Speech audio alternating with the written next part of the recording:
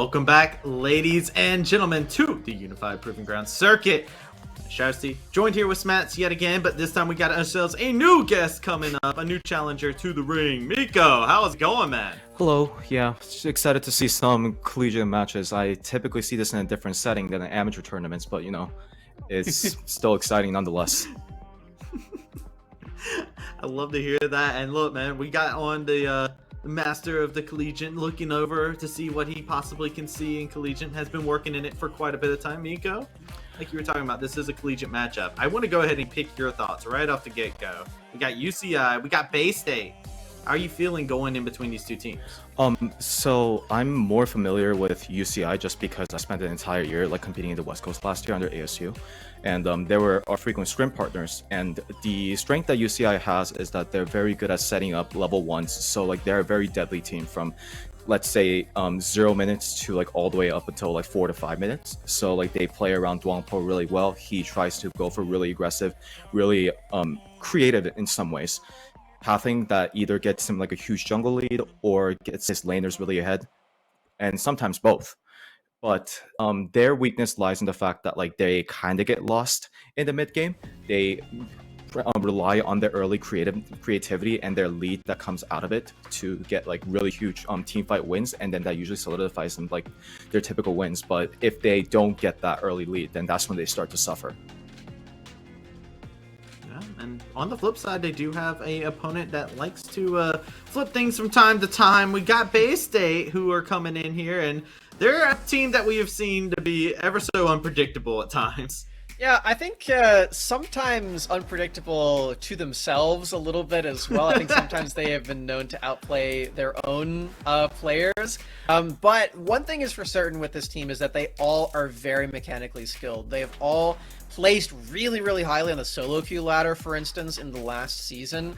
It's one of the reasons why they were seeded so highly in this tournament to begin with. And I've been really impressed by their individual outplays so far. Although they did take a 0-2 loss in the first best of 3 in this tournament, I think they should be able to bounce back pretty well. They should be able to have some translate those outplays into this game on top of it. I think specifically they're going to need to have that happen in the top lane and the mid lane. I think both of these guys will need to outlane those opponents so that, like Miko was saying, they can shut down the jungle priority that Dwangpo typically does get from those two players.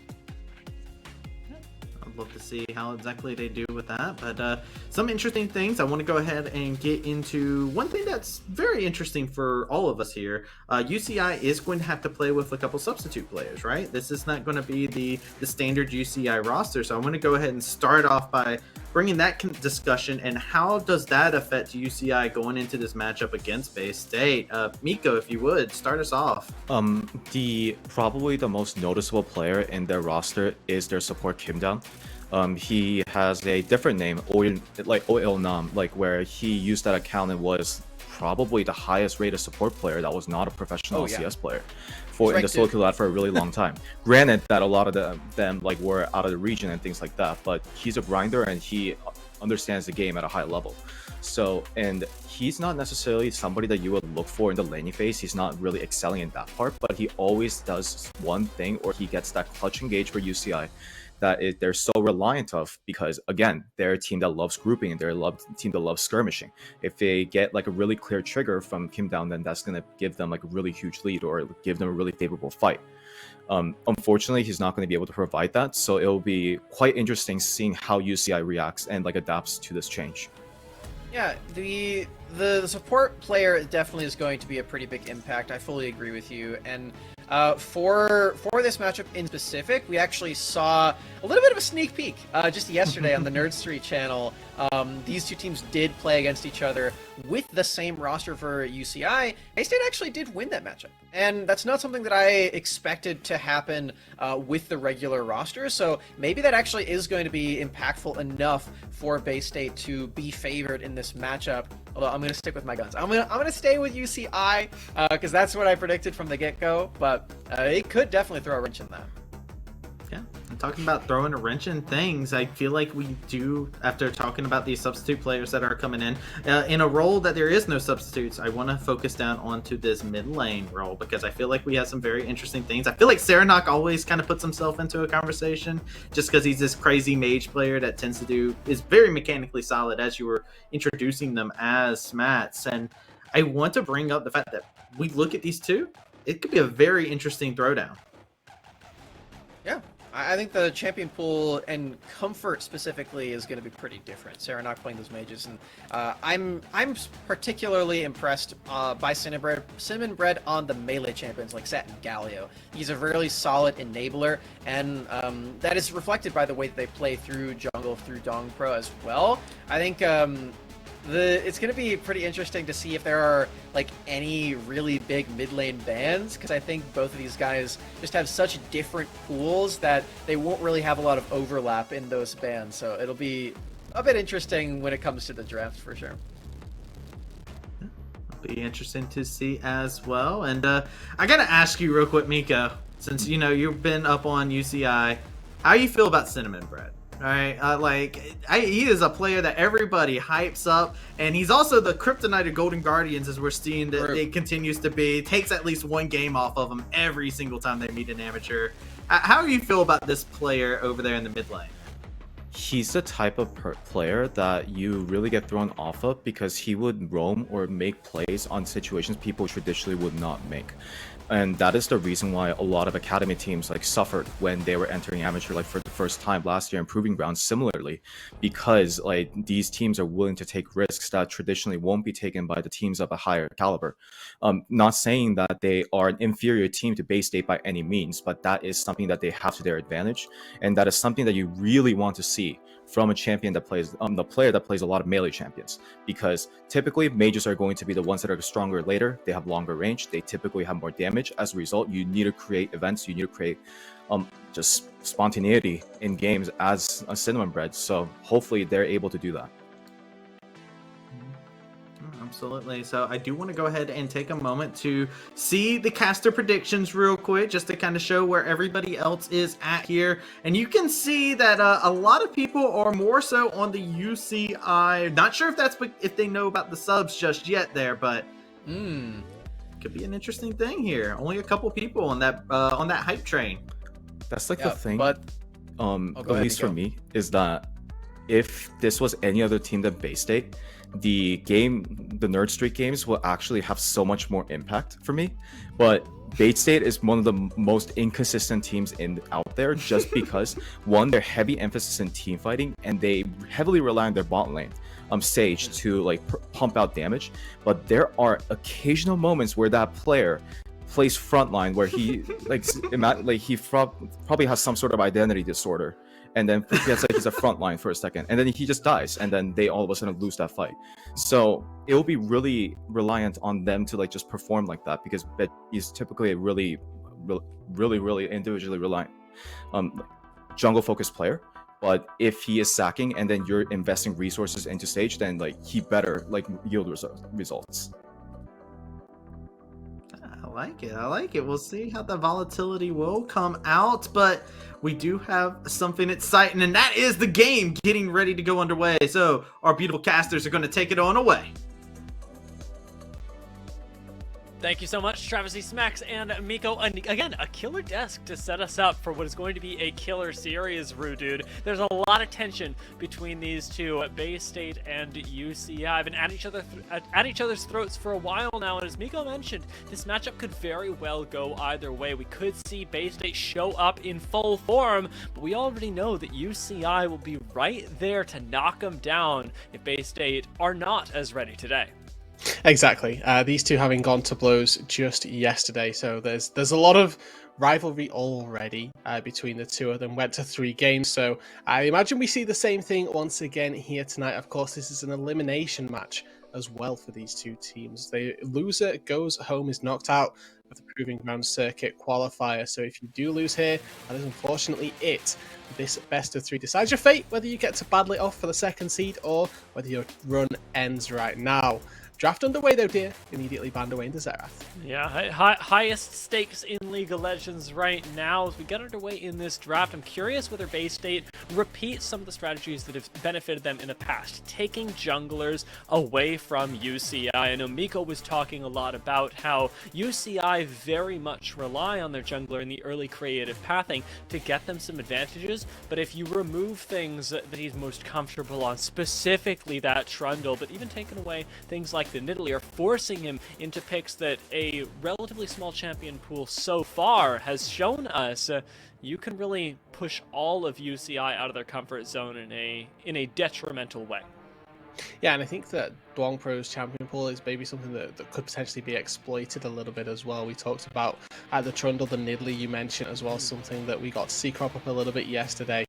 But also things like the Graves as well, I know that you've mentioned, certainly an option for him. So there's certainly this difference in champion pool between sort of the meta and what Dwong Pro is looking to try and put out there. So we may see the Xin Zhao and Jarvan and that return to the meta, but maybe that feels a little bit disingenuous to the identity, and that's always something that I'm not too fond of. Would love to see players stick to what they're good with, but I'm always open to being proved wrong.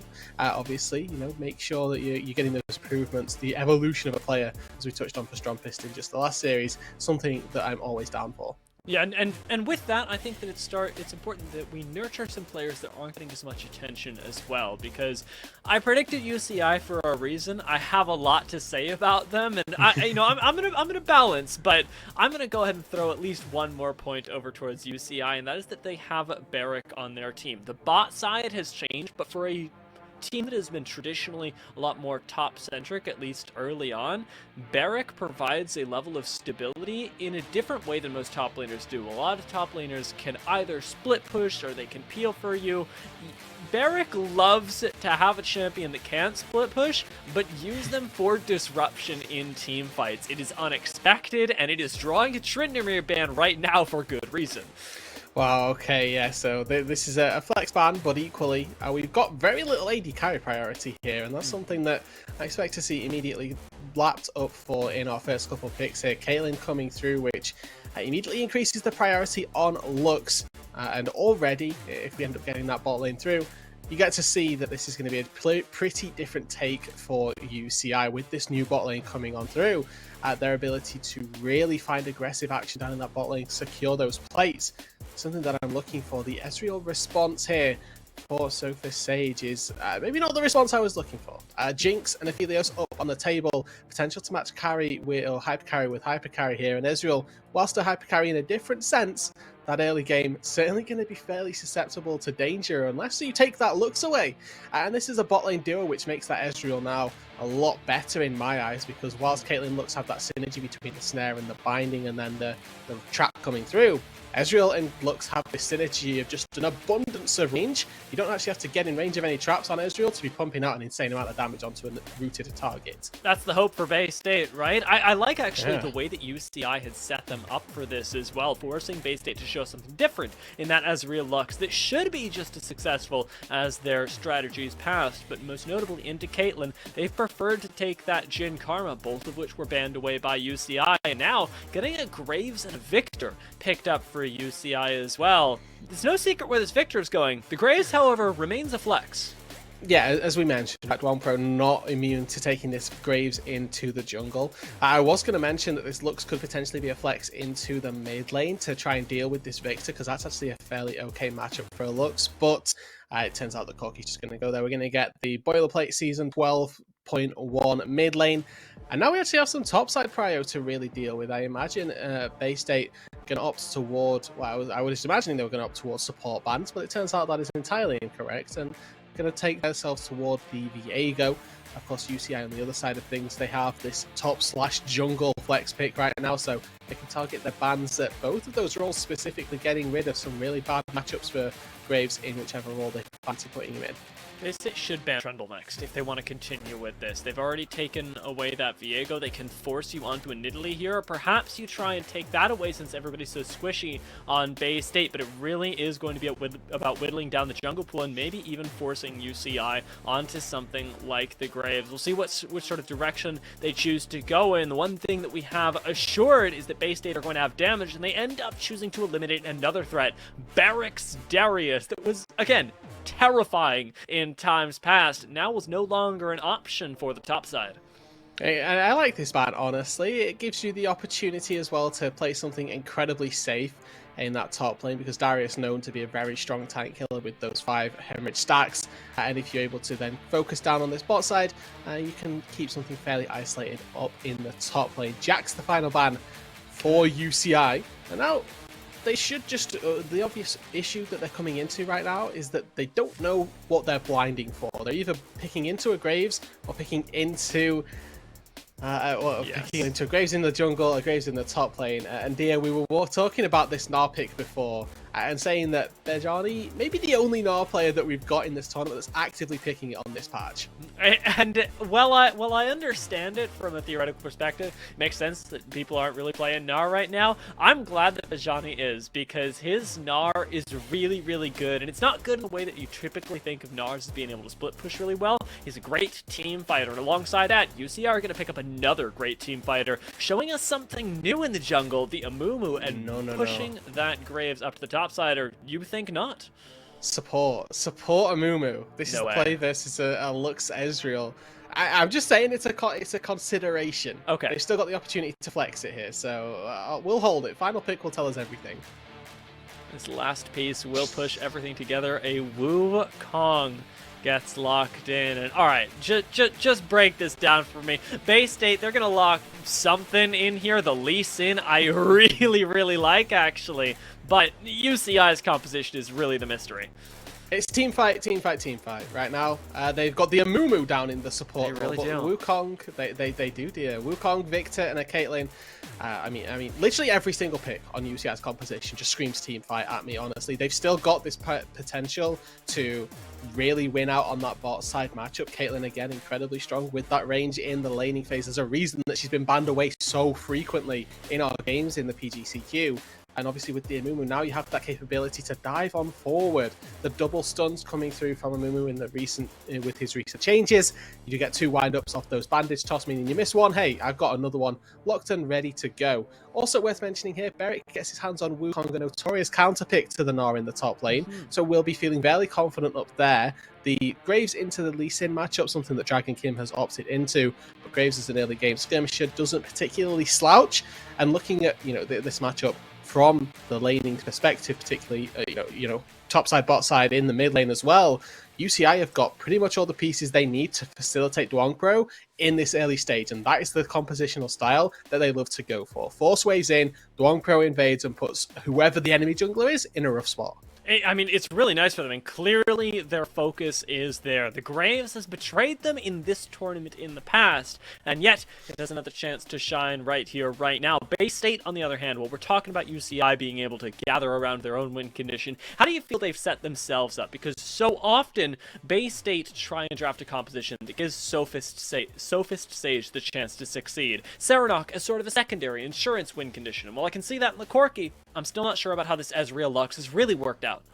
This is pretty much a stock start. This is a response that we saw from Golden Guardians as well in their first game, where they had this Ezreal Corki duo as their carries. So we've already seen the powerhouse that it can provide. I think we actually saw them in different games. But either way, the fact that this Ezreal can be that leading source of input that they can facilitate gold into is sort of the hope, hopefully, for Bay State. If they don't get this Ezreal off to the races here, then they could really be in a rough position. Want to talk about the support matchup as well, because Brain has a really tough time right now. Going warding as it looks incredibly scary if you don't have A lead, or B, jungle support here, because Dragon Kim and Brainy need to be paired up together at the hip if they want to make some picks happen, some plays with vision as well. Certainly very respectable, certainly very doable with this duo. The CC chain can come through, and there's plenty of damage between these two in a jungle support setting. But I'm certainly going to be curious to see what Brainy can do, and particularly what Dragon Kim's able to, whether or not facilitating Sophie's stage can happen, as traditionally, once again, that has been their identity. Yeah, I mean, I've come to fear Dragon's Lee Sin. So if we can get that very scary power in towards the bot side, I see the dream happening right in front of us. And certainly, well, the Lux may have a difficult time warding. She has an easy time lasering you from a million units away. So there's always that dream to come through. But as Miko pointed out, and as our desk talked about, it is going to be a large focus on whether UCI can really put the screws to Bay State early on and put themselves in a big enough lead that they don't have to worry about the mid game, because mid game is where they have traditionally faltered and where Bay State are going to start to get their wheels going. Whether or not Ezreal and Corki are minorly behind will very quickly be erased in that 15 to 25 minute range where they can collect farm from around the map, and as long as they can stall out against UCI, reach a point where they are doing so much damage. And once again, the beauty of these two marksmen for Bay State is their build paths as well. They have got traditionally cheaper build paths here, with Maroon costing significantly less than a mythic, that tending to be the first item for both of these two. Essence Reaver as well, a fairly cheap item for Sophist on this Ezreal. So even if they are a little bit down in gold in the early stages, if UCI are able to facilitate a little bit of a lead, getting to those first item breakpoints, you can see fairly frequently Sahori potentially being, components. We've got Gale Force of Noon Quiver plus Pickaxe, where Sophist has taken a reset and he comes back to lane with Manamoon. Starting out with the longsword as well for both of these two down in the bot side means that they are very prone to take some engages with 450 expendable health in those potions. There is plenty of dueling power between the bot lanes. This is going to be one that we'll keep our eyes on, see if any of those early first bloods go down in the 2v2. While I was seeing this 5-man move towards the bot side from UCI, an attempt perhaps at getting their game going early, one of the things that stood out to me as I looked across the champions is the fact that UCI have, of course, the hard engage of a Mumu, but looking across the rift, Bay State don't have that same luxury. In fact, they have very little straight up hard engage, even with somebody like a Gnar that can be really nice in a fight. Actually starting a fight seems to be where Bay State could falter. They have an incredibly good pick composition, right? We talked about the pairing up of Brainy with Dragon Kim. If they can get that ball rolling and find somebody isolated, that's certainly a route to success for Bay State as well. That's the sort of lead that they're going to be hoping to take an avenue through. And again, as Miko touched on the desk, has to be mentioned, UCI incredibly early on trying to find that advantage. Duong Pro forces his bot lane to come with him. They take away a blue buff and nice and easily done. That's a free buff, hopefully, over to the Graves. If you're a UCI fan, you've seen this before, and it is painful to watch. Having a little bit of tracking, though, Bay State will at least know that blue buff is currently untouched, and Dragon can try and respond in kind. Looking down towards this bot side, though, I'm already seeing what you're talking about, Rudu. The range of this Ezreal Lux is going to be very, very annoying. Exactly. Mystic Shot plus Lucent Singularity, a definitely fairly daunting prospect to try and lane up against. Duong Pro already here, and you can see Dragon Min nowhere to respond. He's got no red buff, though, so the slows that the Graves traditionally provides Second not kill. there, but Sophist Sage, without the traditional slipperiness of the Ezreal, just sort of melts. He's gone. And now the jig is up, but unfortunately Dragon Min already down on this bot side of the map. He's going to have to traverse cross-country if he wants to try and cross-map his blue buff take. Could also go for this invade. Has got a little bit of mid-prio from Serenok instead. Going to start up on these Raptors and these junglers. Currently, with no information on where one another are, Dragon Min can infer from seeing Graves, but Duong Pro operating under completely no information right now. This is a little bit spooky for him, and as he rounds the corner, he will surely know that the Raptors were gone right now, discovering it. The nice thing for him is he's got a whole nother buff to take and a top side to pay attention to. Barrack starting to be shoved in right now against this Gnar. Still does have a very squishy lane opponent, especially when Bajani reaches that mini Gnar form, and one that Graves can start to pick up a little bit more kill participation on, given that he didn't end up grabbing the kill bot side, which I think is not what UCI would have wanted. It goes on to Sahori though, and that is by no means a bad place to be expending resources, getting your AD carry ahead. And for UCI as well, we've talked about them and particularly expecting them to focus around the mid jungle coming into this series. Obviously, taking Caitlyn as a first pick, your plans tend to change because you want to facilitate this Caitlyn for success. And fortunately, that's exactly what they were able to do. Triple longsword start means that just a Piltover Peacemaker will be dishing out insane amounts of DPS, and it's probably the best way to respond to the range here of this Ezreal Lux. But look at Dragon Min here, taking away these Krugs. Hasn't been spotted out, and the range from Sophist and Brainy doesn't go away. God, Sahori's taken so much damage as well with Detro mispositioning. He's going to take quite a bit of damage on the way out, and we're actually putting ourselves in a position where we could see a dive quite soon. Bay State are ready for this. They've got Dragon Min prepared in the sidelines, unspotted as of yet. A single Sonic Wave connects, and he will be looking for this dive. Already pulling the wave. It's up to Brainy and Sofa Sage to land a little bit of that CC. Detro goes forward, though, and forces the flash out of Brainy. Now low and ignited down. Sahori can't tank this for him, so it's going to have to be a minion. Dragon Min just barely whiffing on that Q, and Brainy actually might go down here. Sahori flashes for him, gets exhausted, but ends up picking up 2 kills. We were wondering about these subs, and they're already on fire. Oh, flash from Detro as well. Wow, UCI deliver in the bot lane. Dwong Pro just taking the entire top side, does not care. The 2-for-1 down in the bot side. Sahori and Detro are going to be incredibly happy about that one. And they come out with an absolutely insane counterplay down on the bot side. Wonder, take notes. That was incredible. That was really, really insane stuff, and for a lane that I'm sure that not only we, but Bay State had questions about, the answers have proved terrifying. Moving into the next couple minutes, the strong side, traditionally, of Sophist, Sage, and Brainy now needs even more attention, and Dragon Min has already spent so much time down there. With UCI starting to gather momentum, they too can start to make their own plays towards the southern end of the rift, perhaps picking up a recently spawned dragon in an attempt to get that early game even further.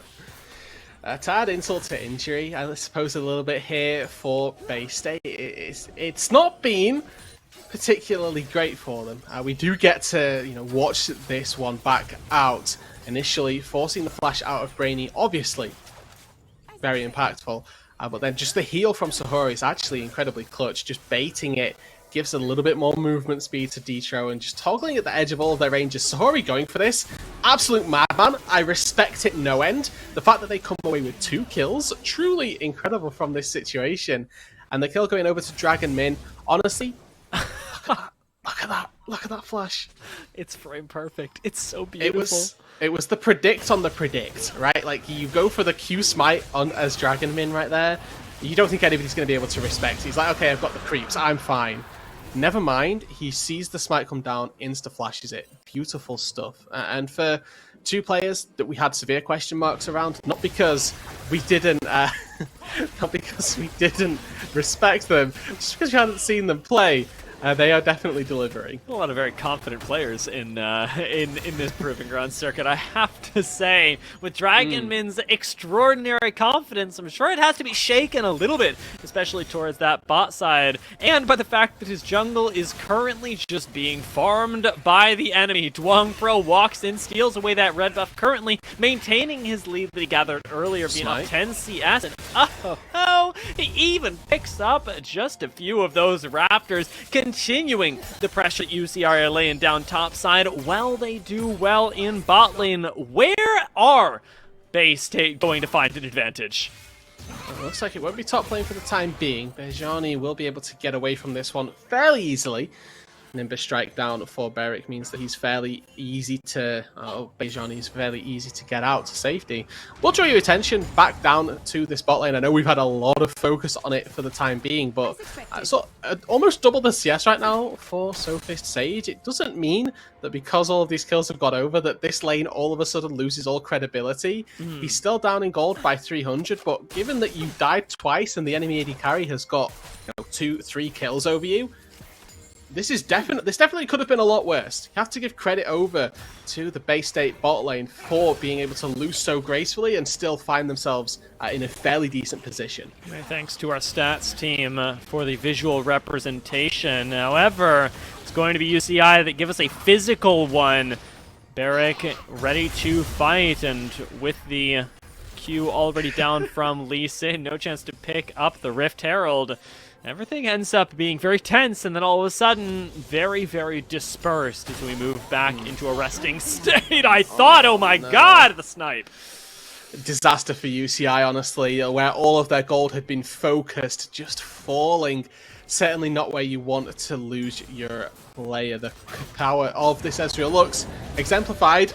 Nice flash from Barrick. Might actually keep him alive. The clone manages to save him as well. Barrick, no teleport, however, is going to have to make his way back up top and likely lose a few minions in the process, much like is happening bot side. And just in a moment, in two different plays across the map, all of a sudden, Bay State pull themselves into a lead. They've now got a little bit of gold in their favor, and we're going to get a chance to see how exactly this happened. Package is a wonderful thing, Rudude.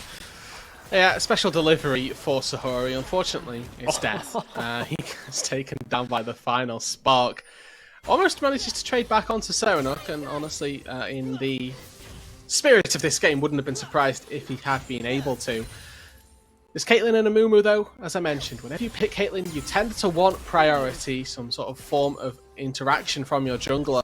Unfortunately, Dwong Pro hasn't really spent too much time down here. Looking like that may start to change, though Rift Herald in his inventory could start to give a bit of gold back to this UCI bot lane, because despite all of those kills, they're still not doing the best in it. No, we're actually going to try and go for a gank right now. The ward that Bay State put in the central brush right outside the alcove, providing a lot of value to them. Although Dwong, not actually sure that he wants to stick around. Let's not forget, this is a jungler that likes to be strong themselves, so every second that he's putting down here is not giving him gold, and that is a real problem if you are Dwong Pro. Now spotted out by the ward. All is lost, and he'll likely take the reset soon, given that there's not a whole lot down here, with Dragon already having cleared that side of the jungle. Detro flashes forward, though, and never mind, it's going to be the end of Sophist Sage. This bot lane continues to surprise, even as the wave absolutely melts in front of Brainy. Be allowed to survive underneath the tower. Dwong Pro maybe not so lucky, still putting in the damage, but Dragon with the kick underneath the tower lets Dwong Pro still escape over the wall, investing his own flash. Sahori flashes the Sonic Wave, but it is not going to be enough. A recently reset Dragon and picks up a kill. True shot barrage. Is it going to find its spot? Recall. Recall. Oh, he moves. How did he Dwong see Pro that? knew. How did he know? Knew. Intuition, dear. High elo challenger braining. This guy's game sense is through the roof, and well, it's just enough to let him know that seems like he's got a little bit of company as well. Dragon Min looking for that kill, now looking for the Dragon instead, perhaps even a play in the mid lane where Senna is surprisingly low against Serenok, who's been putting out the poke time and time again. Senna wants to try and trade aggressively and has the backup of Detro, but it is a 3v2 in the favor of Bay State that ultimately will result in a disengage, and again, likely a Dragon take. And important in these situations to look elsewhere on Summoner's Rift, right? We've had a lot of action down in the bot lane. Ultimately, not a lot in the mid and top lanes here. CS leads for UCI in the mid lane, for the top lane of Bay State. Sahori. Exhaust, pretty crucial there. Sahori ends up just getting deleted by that very last tap from Ezreal. The Mystic Shot doing work, and now getting to do a little bit more. Strong side bot has finally come to rise, and it is terrifying. From being down 3 kills, we have now got a 2v2 kill picked up rather easily by Bay State, the Dragon to boot, and a nearly 30 CS lead for Sophist Sage. Look at the items, though, dear. Essence Reaver completed. One item versus components is always going to be better. Sophist Sage puts that to good use here, and those points that I was talking about earlier, the cheaper build path for an Ezreal comes home to roost. Yes, we've got an 1100 gold stop off at a serrated Dirk for Sahori. But the point remains true. But Johnny might be fine here, but 3 people up top. He's going to be okay.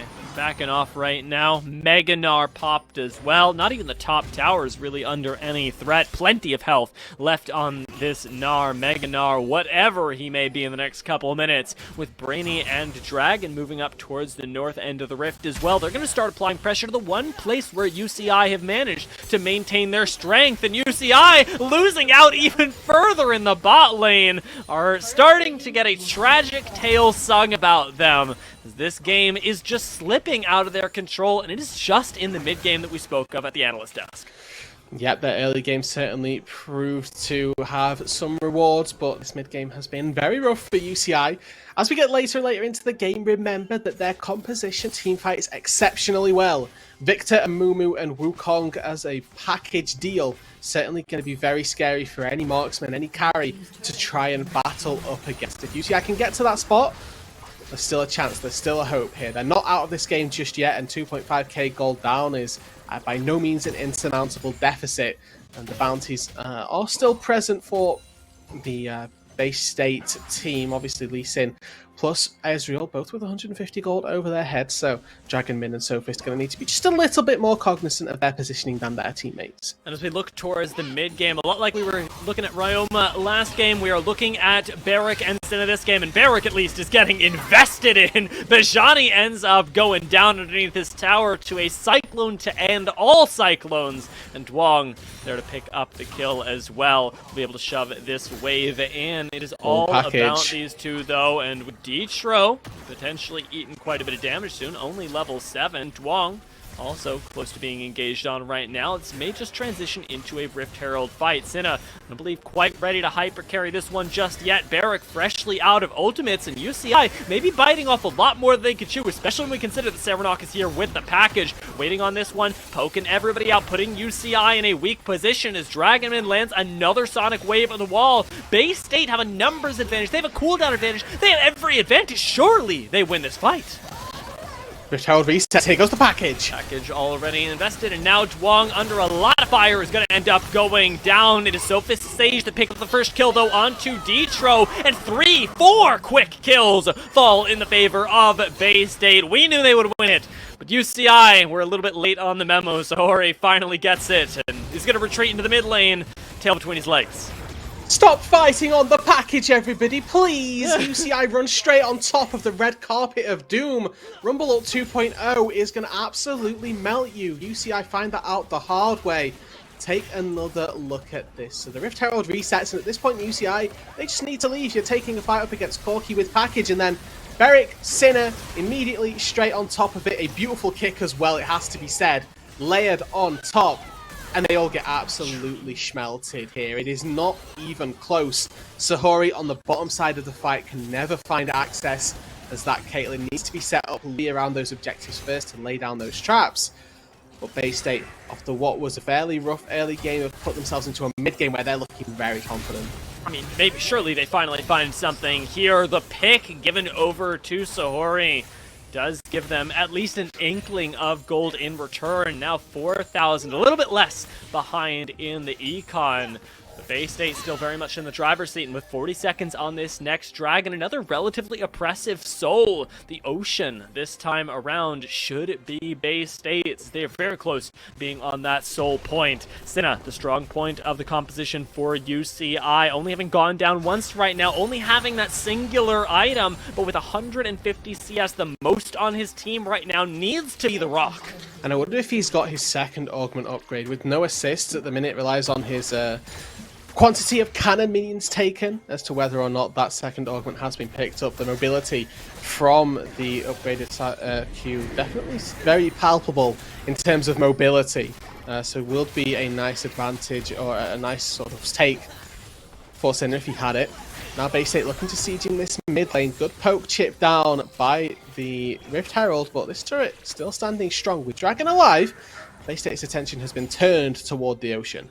Again, cooldowns in the favor of Bay State. However, Detro doesn't have the Curse of the Sad Mummy yet to lock down everybody, and it means Bay State just end up picking up a free dragon. A little bit of poke on the exit from the ace in the hole, but when that is the commitment from UCI, it is a harrowing sight to see as UCI even get poked out from a million units away. They actually have to leave the mid lane.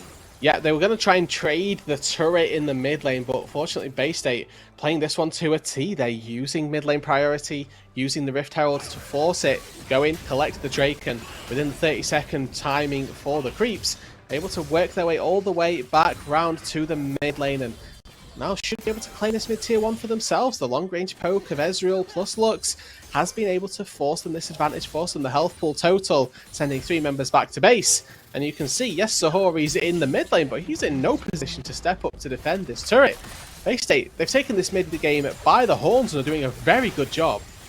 It looks like we know which Bay State is showing up today, is what I'm going to say after the first 18 minutes of the game. UCI, make no mistake, have ways to claw back into this, but this is not going to be the game that it could have, where UCI took the bull by the horns from minute 1 and just continued to ride it all the way to a glorious end. Bay State are going to make this difficult, and it might just come down to those late game fights if Bay State even let it get there, because make no mistake, at this point, it is about what Bay State allowed to happen and about what UCI can get away with in that time. These are where your slight concerns about the draft, though, dear, do start to come to fruition. Obviously, Bay State here, they do need to make sure that they can continually find these engages and put them in a really nice spot to keep that lead going. And as you can see on your screen right here, who is the player that you are afraid of in this tournament? Asked to Sinner, the UCI mid laner. His answer, Serenok, the Bay State mid laner that he's currently playing up against. And that is really, honestly, quite fitting to see right now. Senna definitely paying a lot of respect over to the Bay State roster and to the mid laner that has challenged him in particular. Serenok, another rock of his own team, but in this particular game, hasn't been highlighted just yet. A package over by the Rift Herald is pretty darn cool, but the battle of the titans that happens in these mid-games from these mid-laners is really amazing to watch. As we approach these next couple team fights, we'll be keeping our eyes on these two. Serenok and Senna are really going to be the cornerstones through which their teams either succeed or fail. And I'm always going to give Victor a chance in the late game team fight. This guy is pick ban for me for a reason. Quick catch on to Dicho, but probably the one target that you don't want to be hitting with a binding. Even Shroud finished up for Dicho, so whoever gets hit by that bandage toss.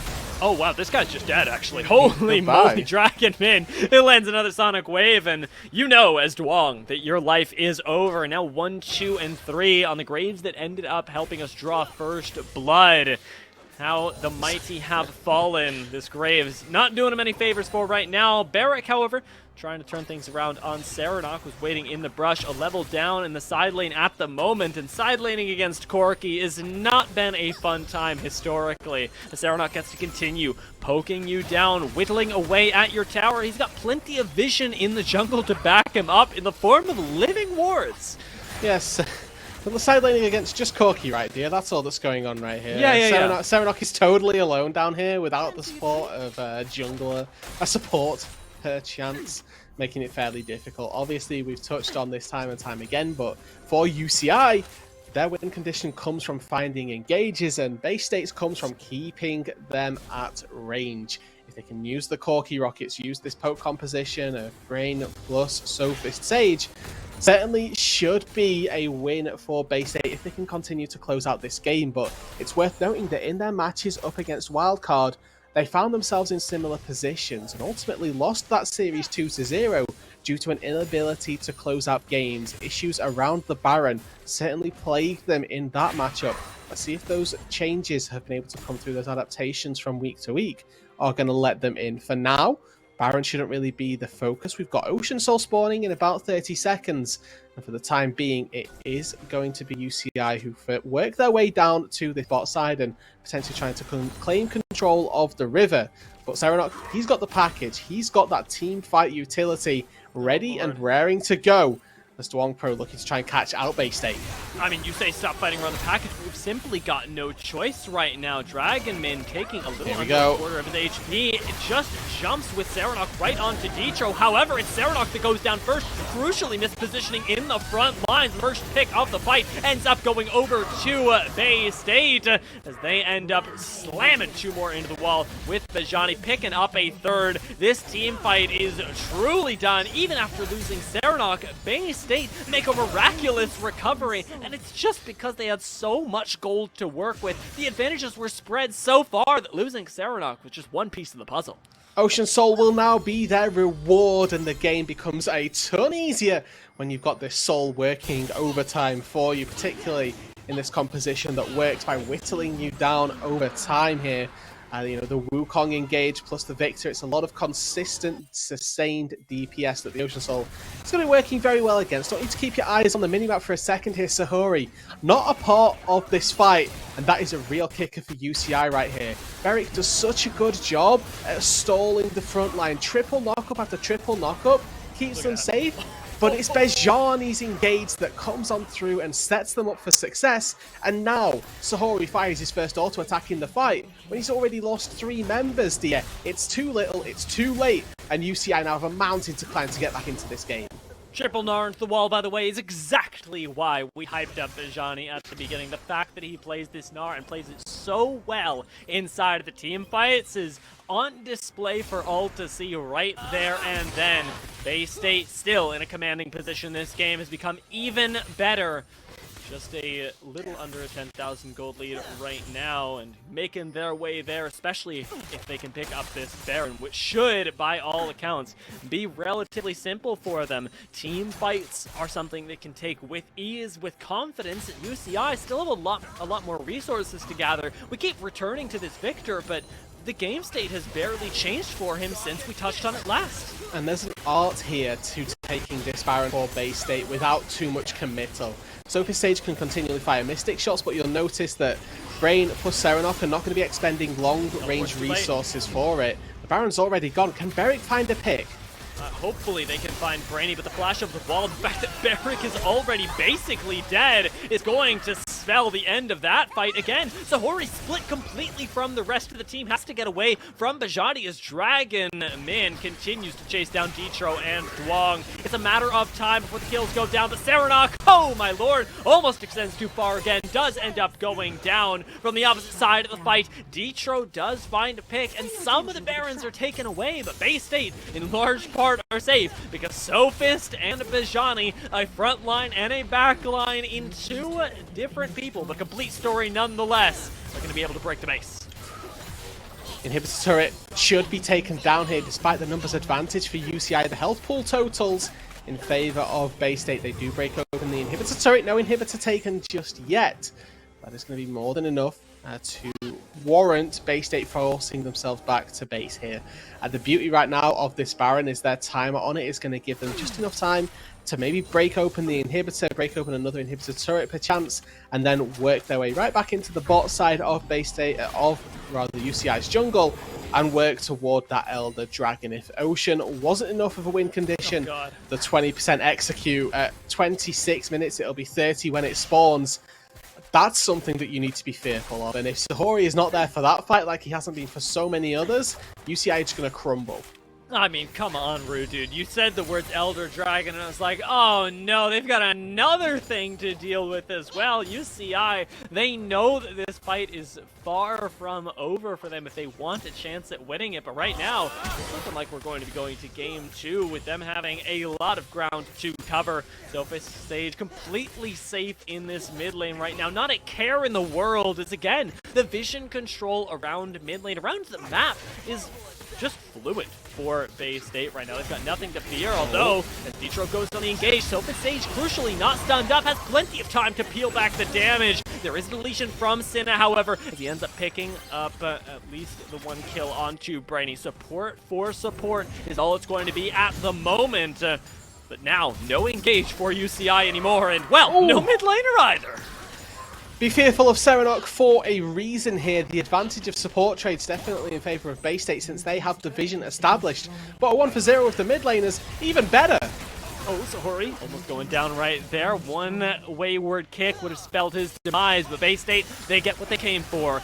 Bot lane inhibitor tower under fire, and already deceased inhibitor now gonna go down, likely the mid lane as well, and the base will be left in shambles. Beric and Ditro need to find an engage right now before Duong and Sahori, and Beric goes for it, finding the disruptions, finding the knockups, but nobody is there to help him. Bejani's coming in now, and these 4 members look so delicious. No Gnar back, but Beric still gonna go down ultimately. You can only assume Distro manages to buy him a little bit of space. Wong finally going to go down on the back end to the Mystic shot. We pan back over to another dead support with Distro having met his end. And while Bay State may not end the game now, although they could try for it, it is looking like they've got all the time to do whatever they really want. And right now, it's playing with UCI under the towers. Triple in here may not be the end of the game right now. Ultimately No, it spells is. the end of the game within a few moments' time. Package as well here to all but seal the deal. 3 versus 5 now. Base defense for UCI. Sinner, Sahori, and Beric. What can you muster? No ultimate for Barrack means no disruption. It's a Wukong is a distraction at best, and as he gets laser beamed out of Summoner's Rift, it is happening to everyone at the kill feed swarms red. It is going to be Bay State in a convincing show for game 1 that send themselves onward with a single game advantage and a pretty good chance of knocking UCI out. I mean, honestly, Miko just called that entire game from start to finish. UCI had a very good level 1. They generated themselves a nice advantage by taking their jungler taking Dawang Pro into the jungle, getting that nice advantage. But then 5 minutes onwards, it was Sophie Sage pumping out the back damage down on the bot side, Brain as well at his back, giving him all of the support needed to enable this Ezreal and put them in a great spot for these team fights. The Drakes were secured, we got objective after objective going the way of Bay State, and unfortunately the slightly greedy oriented style from Dwang Pro didn't warrant any results and didn't get them the leads they needed. I tell you what though, there is always next time. It is a best of 3 for a reason. And UCI, I know they got that swing in them. Let's see if they can bring it out in game 2. But first, we're going to take a short break.